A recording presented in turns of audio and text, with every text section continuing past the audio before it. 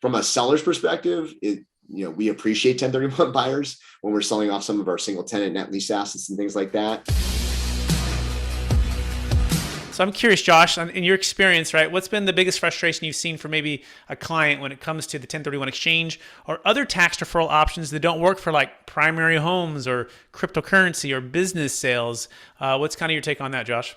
Well, we love 1031 buyers because 1031 buyers usually have a time limit. It's like having a gun to your head, right? And so with that fear of paying taxes and being caught on that hamster wheel of paying taxes, I wouldn't say when you're a non-professional investor, right? They typically don't make the best decisions. It's the tail wagging the dog. They're trying to invest the dollar so they don't pay the tax or so they can defer the taxes. And not everyone's able to perfectly time that. And so when we're selling assets, the best buyer typically is a 1031 buyer, right? They're more likely motivated to pay a higher price because they're looking at what they are coming out from a basis of what they sold.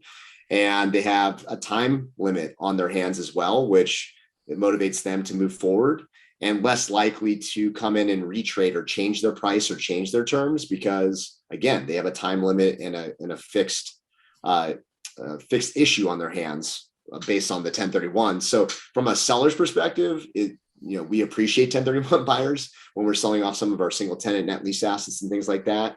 But also just from client experience, right? And on ourselves being in 1031 exchanges ourselves, when we sell property, we 1031 exchange, for the REIT, it is, there's a lot of catch-22s to it, right? Sometimes it makes more sense to pay taxes. And if there's other opportunities like the DST that you provide, Brett, I think it gives ultimate flexibility to investors to make the best decisions and not have the gun to their head, right? And I think that's where intentionality and planning and discipline really comes back full circle. How do you differentiate?